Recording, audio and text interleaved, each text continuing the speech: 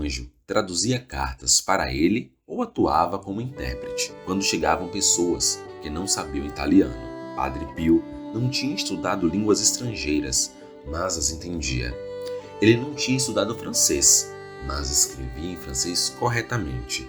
À pergunta de seu diretor, Padre Agustin, sobre quem lhe ensinou francês, o santo respondeu: se a missão do anjo da guarda é grande, a minha é maior, porque ele está atuando como professor, explicando-me outras línguas. No início de 1912, ocorreu ao Padre Agustin aferir a santidade do Padre Pio, escrevendo-lhe em línguas que ele não conhecia. E entre os dois começou uma correspondência em francês e grego. O Padre Pio passou brilhantemente no teste, porque mandou alguém traduzir as cartas. Sobre isso, há o testemunho do pároco de Pietrelcina, que sob juramento atestou que Padre Pio, enquanto estava em Pietrelcina, recebeu uma carta do Padre Agustin em grego. O testemunho assinado diz o seguinte: Pietrelcina, 25 de agosto de 1919. Eu, Salvador Ipanulho, certifico, sob juramento, que o Padre Pio, depois de receber essa carta, explicou-me literalmente seu conteúdo, quando questionado sobre como ele conseguia ler e explicar os textos em línguas estrangeiras, sem saber grego e sem saber francês.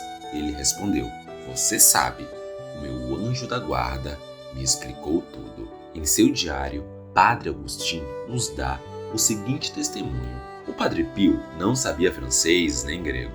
Seu anjo da guarda explicou tudo para ele e o padre respondeu bem. A ajuda desse professor único foi tão eficaz que ele pôde escrever em línguas estrangeiras. Entre suas cartas escritas, há algumas que, pelo menos em parte, foram escritas em francês. Certa feita, chegou a San Giovanni Rotondo uma família dos Estados Unidos.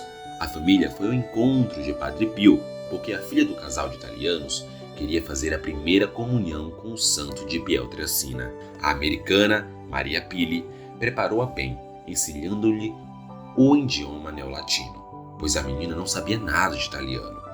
Na véspera da comunhão, Maria Pili a levou ao Padre Pio, a fim de que o sacerdote ouvisse a confissão da garotinha. Pili ofereceu-se para ser tradutora, mas Padre Pio não aceitou.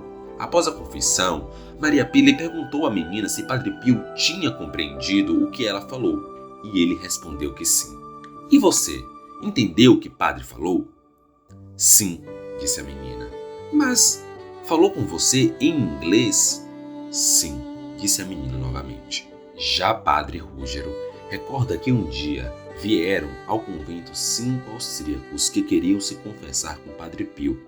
Apesar de não saberem uma palavra de italiano, ele pensava que Padre Pio os rejeitaria por não compreender.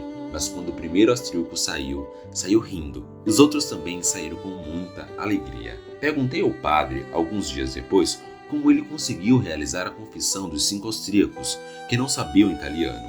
E ele então me respondeu: quando eu quero, eu entendo tudo. Em 1940, um padre suíço foi a São Giovanni Rotondo e falou em latim com o Padre Pio. Antes de partir, o padre lhe confiou a uma mulher doente. Eis que Pio respondeu em alemão: vou entregá-la à misericórdia divina. O padre suíço ficou surpreso com o fato ocorrido. O padre Luigi Loviscorvo recorda que certa vez chegou à paróquia um padre francês que morava em Londres. Ele disse que queria se confessar com o Padre Pio. Loviscorvo avisou que o Padre Pio não ouvia confissões em francês, porque não conhecia essa língua. Este padre francês disse que em San Giovanni Rotondo deveria ser como em Lourdes, onde são realizadas confissões em diferentes línguas. Aproximei-me do Padre Pio e disse-lhe que este padre me falou que ele não sabia francês nem outras línguas. Padre Pio respondeu-me da seguinte forma: diga-lhe que sei francês, inglês, grego, latim, hebraico, aramaico, alemão e outras línguas, mas que não quero realizar a confissão dele. Padre Tarcísio Zulo declarou: quando peregrinos de diferentes línguas chegavam a São Giovanni Rotondo, o Padre Pio os compreendia. Certa vez, eu perguntei-lhe: Padre, como o senhor entende tantas línguas e dialetos? Ao que me respondeu: meu anjo me ajuda e traduz tudo.